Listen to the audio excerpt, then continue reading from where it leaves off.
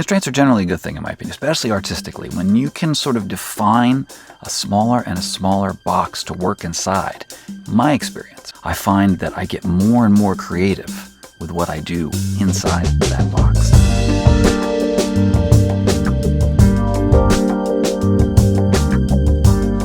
Welcome to Kush After Hours. My name is Gregory Scott. Tonight I want to give you a little exercise. Fun stuff, getting into mixing and breaking up the patterns. Because, we all got our thing. We come into the room, we sit down to mix, we pull up the drums, we do the compression, we have our patterns that we play out.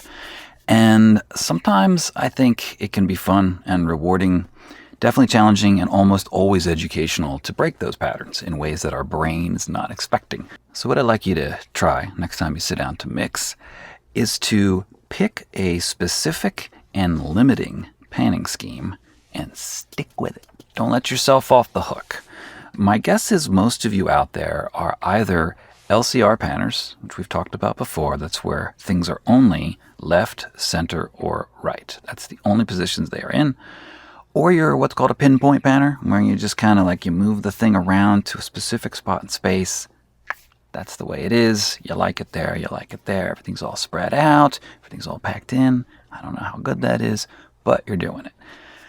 Those are great ways to mix. I'm going to try a couple of different things that you've probably never experimented with. That I don't know. I got these ideas from listening to some of my favorite recordings, and at some point it dawned on me, wait a minute, what's going on with the panning here?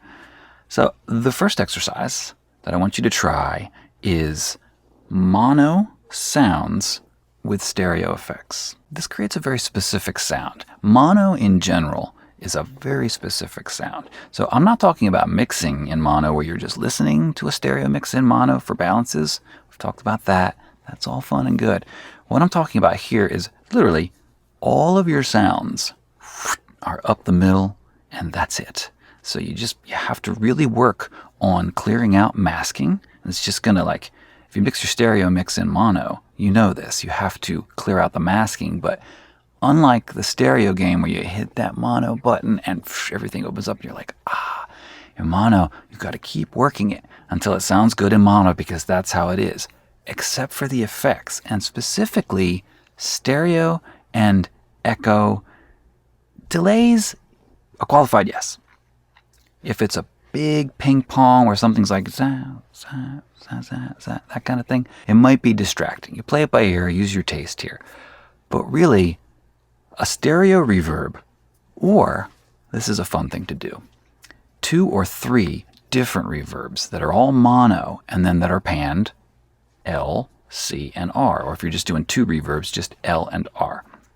And if you're going to try that, a fun thing to do is to make one reverb brighter and longer, and the other one darker and shorter, or darker and longer, brighter and shorter. Choose your flavors, but the idea is that these reverbs will be contrasting. The more contrast, the more different they are, the wider they will sound, and the more spread and disconnected they will be from the music, which sounds maybe not like a desirable thing, but trust me on this. Get somewhere. So you have your mono mix, and you're sending it into the stereo effects. Use that as a way to give yourself a kind of pseudo-stereo effect separation, or don't. I generally find that I will land on sending a sound in relatively equal measures to the 2 reverbs that are off to the side. And then a lot of times I'll have an echo, like an old school kind of echo. So it's not so much, it is a delay, but it's like 90 and 120 milliseconds, something like that, or 60 and 90, something like that. You don't want to go too short because you'll get into comb filtering situations. It sounds metallic and weird. But a kind of a bright, maybe high passed a little bit and not low passed, or maybe band passed into the hard mid-range kind of areas on these echoes. Just a little bit of a spread, and they're hard panned out. And then you've got your stereo reverb or your 2 reverbs, 2 mono reverbs panned out, or you have 3 reverbs. And it can be fun to you get a little bit of a mix going and then you send some sound to them. Play around with the panning of the 3 reverbs. Which one goes in the middle? Which ones go to the side? You can create some really interesting, cool, kind of hyper real and also surreal spaces by combining different reverbs in different pan positions.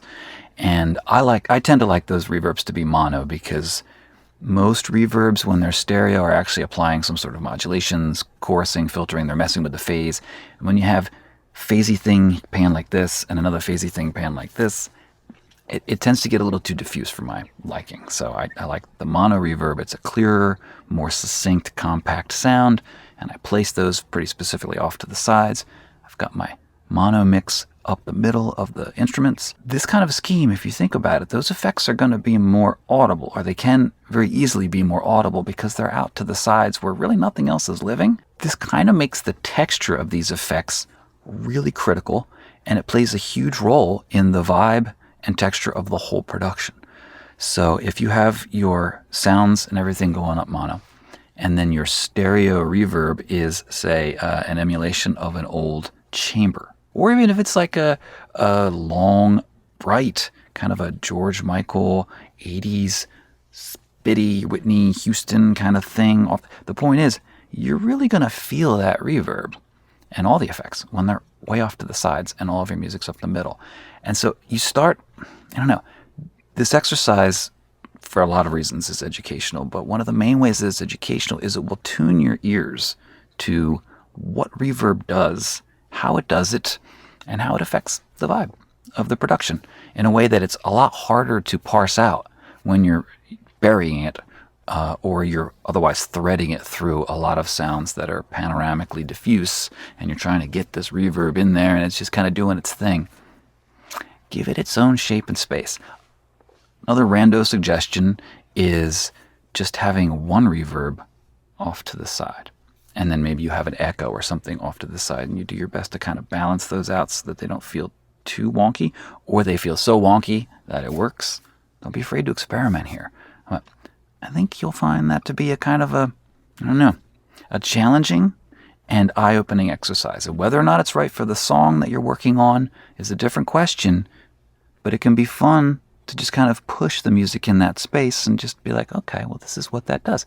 And then who knows where you go from there. Maybe you start pulling a few minor bit players out to the side in terms of the music to join the effects and help to modernize the production a little more, or give you some breathing room in a dense section.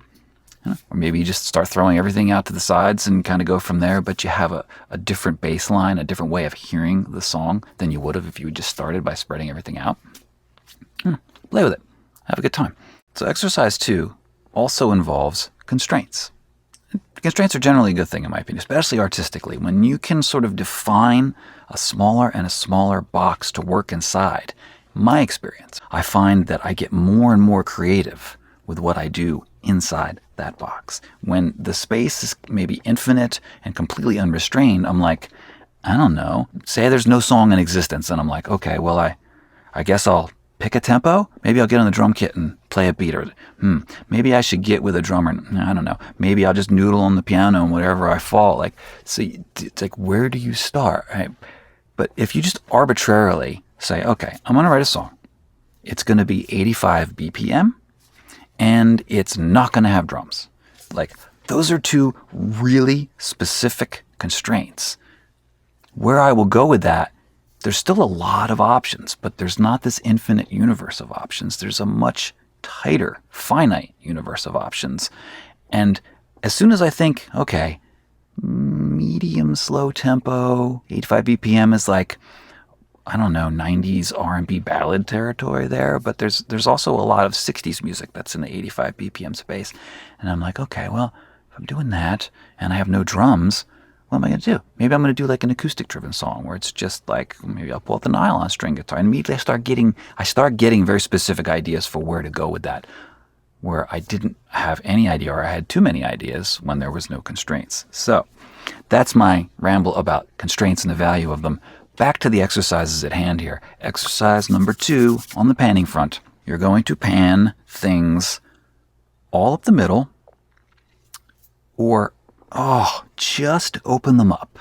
And if you're going to put something over here, you have to have something either twinned, like a doubled version of that, like an actual other track, not a automatic doubler or a delayed double thing, but like a legitimate, okay, I double track these backing vocals or the main vocal, and and when I say like this, I mean like if your panning goes from 100 to 100, these are going to be like 10 or maybe 15. You should just feel them kind of like separating a little bit from each other, but there's not a visible space in between them. That's what we're going for here. So you've got things in the middle.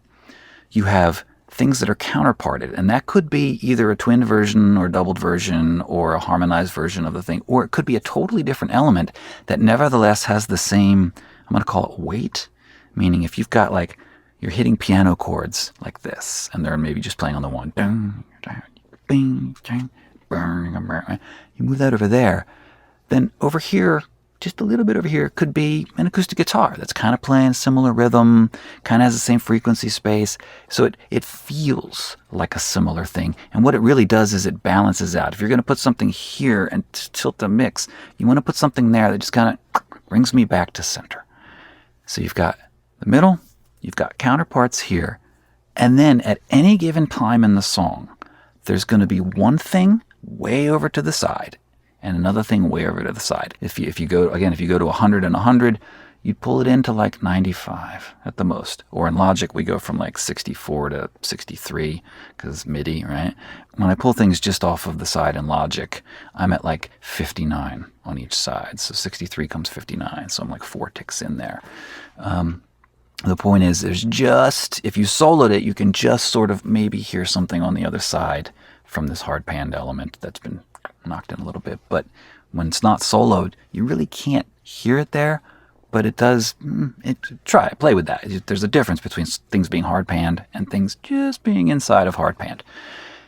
And then your effects again are either up the center or out to the side. So this exercise is a little bit less constrained, but there's more constraints that are specific that give you a weirder palette to work with. But there's something really interesting and fun about panning things just open and just in from the sides. And I expect you will discover those things, if you haven't already, when you do this exercise. And because when you pan things all the way to the side, they really, really pop out. They really disconnect from the mix. Pulling them in just a little bit, it's weird how the tiniest amount of this sound over here bleeding into this side here, because you've panned it in just a little bit, it's weird how that sort of remarries it to the music, and it just merges back in a little bit, so it's not completely alien in its own world. And alien in its own world is a really cool thing, and it's a really cool way to create open spaces in those spaces in between the middle and the sides. But for this exercise here, I think pulling it in just a little bit from the sides, and then pulling things just out from center as well, and then the things where you only have one of them and there's no counterpart or whatever, keep that up the middle. Man, I have songs that are mixed like this. And when you get that mixed together like that, or as far as you can take it, that might be good. And you might want to just start pulling some of the things a little farther out, just a little farther out, but like try not to go past like 20% on either direction. It's a cool sound because you get that thickening effect of double tracking or complementary panning where different but equally weighty sounds are kind of pulled out. When they're right on top of each other, there's just this mass, this density, right? But when you open it up a little bit, you restore some of the space. You also create some movement. There's a little bit of this kind of thing happening here, and you get a little bit of a phase or a chorusing wash, even on sounds that aren't the same. And on your piano and your acoustic guitar, because their frequencies are so similar at times, they will create that sort of phase dancing. So you get this little bit of a wider, less substantial center than you would if it was mono. But it's still not diffuse. And then you've got these things out to the side. That's a whole other game over there, because when you pick, you only can put one thing over here and one thing over here. By definition, you're going to experiment with putting one thing over here and one thing over there. And so this is sort of my way of forcing you to kind of feel out different voices of a section of a song. You're in the verse and you're like, well, what if I put the acoustic guitar over here and the synthesizer over here? Well, that's how that sounds. Let me bring those back in. What if I put the percussion over here, like the congas over here, and then I put the shaker over here? Oh, that's a different thing. You feel out these different textures. These different voices and personalities of the song will emerge in these other sort of constrained experimental spaces that, I don't know, they don't necessarily, if you're going into it with your set patterns and your set expectations and your typical mindset. I don't know. It's fun to just step outside our own boxes a little bit and play with sound like this. It is for me, at least. I have a lot of fun doing this kind of crap, which is obvious because I have an infinite supply of this kind of crap, and I'm going to keep throwing at you on Kush After Hours. My name's Gregory Scott. Thanks for listening, and we'll see you soon.